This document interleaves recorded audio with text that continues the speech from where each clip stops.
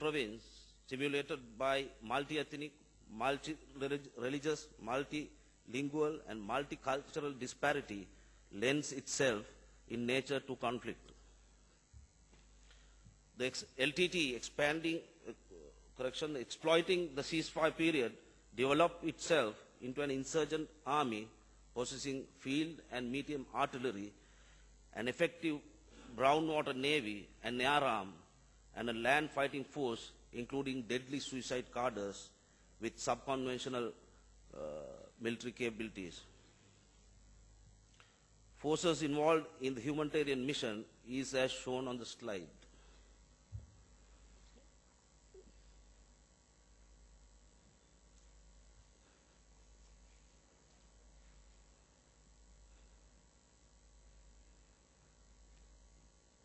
The eastern province of the island is made up of 9,965 square kilometers in extent and covers around 16% of the total land area of Sri Lanka. The maximum length is 286 kilometers from south to the northeast, and the width is 89 kilometers from west to the east. The province is enriched with 420-kilometer coast, and it is the only province with 3 airports at Trincomalee, Batticaloa, and Nampara, and a harbour of strategic value.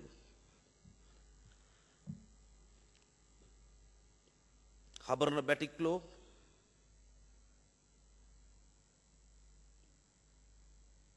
Habarna Trincomalee,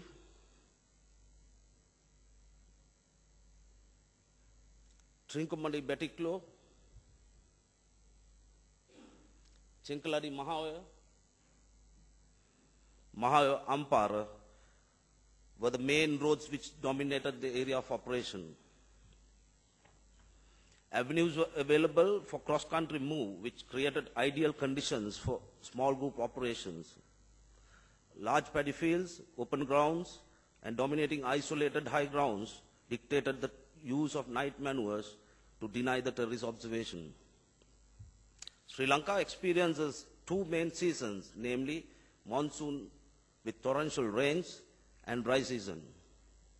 Intermonsoonal rains of a common occurrence in this season as well. The dry season favors conduct of military operations. Waterways and irrigation systems turns into key obstacles with vast areas being inundated during monsoons. The one who determinedly overcomes unfavorable weather conditions will gain the tactical edge, ensuring the best impact at the strategic level. The Eastern Theatre of Operation was considered peculiar in nature with regard to the LTT due to its modus operandi and disposition compared with the other theatres of operations. The LTT disposition in the eastern region was not isolated in terms of ground factor. The military and the LTT were positioned without demarcation of separate areas of control, but terrorists occupied large bases deep in the jungles, lagoon interiors, and caves as their sanctuaries. This dispersed disposition facilitated the LTT to enhance their logistics, recruitment, training, and other related functions. The LTT maintained approximately 3,000 cadres physically in the east in early 2006 and reinforced systematically with preemptive actions against the security forces. These cadres were widely referred to as Karuna cadres, even after its leader, Karuna Amman's breakaway from the organization. And it is believed that they were the best, or rather the finest jungle fighting outfit among the LTT. The LTT's modus operandi in the East at this point of time as enumerated on screen.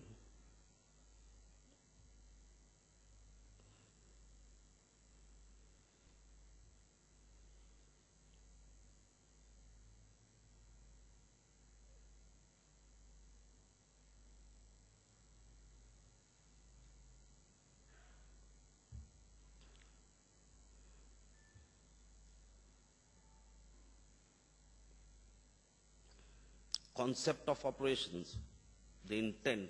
The intent of the operation was to inflict maximum attrition to the LTT in order to provide secure environment for the population. Scheme of maneuver. In the scheme of maneuver, security forces was to accomplish the objective shown on the slide.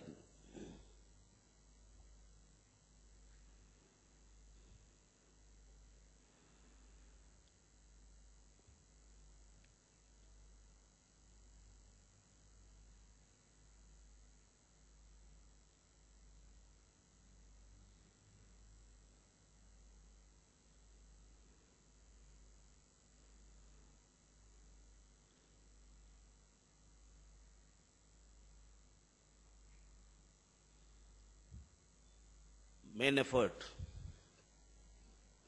The main effort of the security forces was to segregate the civilians from terrorists and inflict maximum attrition on the LTT. The battle for water. The strategic value of the Trincomalee Harbour, both nationally and internationally, and political and military leverage, the LTT could apply on the government through threat of terrorizing Sinhalese and Muslim villages were the key strategic imperatives governing the eastern conflict. Moreover, the Trincomalee Harbour was of critical importance in sustaining the population in Jaffna Peninsula and the naval and land operations in north. However, the first shots in the eastern conflict were fired not over expected strategical or political issues, but the most important resource essential to the survival of mankind, water. The water, the indispensable for existence, be it man or animal.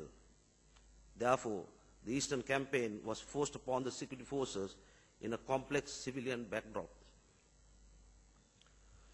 Hurried but coherent military strategy blended with innovative concept developed from the beginning of the new millennium cemented the way to unfold the decisive battle. Mavilaru stream comprises of 5 sluice gates, the 3 important being head sluice, source sluice, and radial gate. The source sluice and radial gate had been constructed across the 2 branches of Verugal River, which flows towards east. The head sluice controls the water flow towards north, which provides the water for cultivation and miscellaneous livelihood of people of 20 different villages. The Mavilaru sluice and connecting earth bund was situated approximately 5 kilometers of the nearest security force detachment, Kallar, in the Army's 2-2 division area, tactical area of responsibility. In the month of July, 21st July 2006 to be precise, the LTT's self-declared commemorative month of Black July, villagers from all corners affected reported to the irrigation engineer responsible of unusual reduction in water flow through distributing channels. Consequently, the engineer, having proceeded to inspect the gate to ascertain the matter of concern, had been stopped by LTT at gunpoint, approximately a kilometer before the sluice gate complex.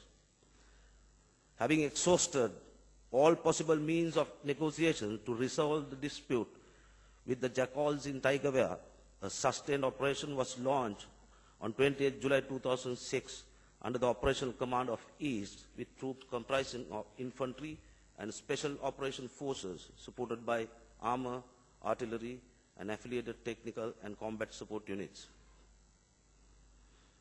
The special operation forces and infantry fought their way through jungles under heavy direct and indirect fires to restore the situation. Dense minefields, submerged with variety of booby traps and improvised explosive devices, delayed the security forces' advance until the precious water flow was restored on 8 August 2006. Troops suffered heavy casualties as they were exposed to high-intensity combat after a 4 years of fragile peace. The success of the operation generated morale and winning spirit among the ranks and files of the security forces, to include closely supported air units.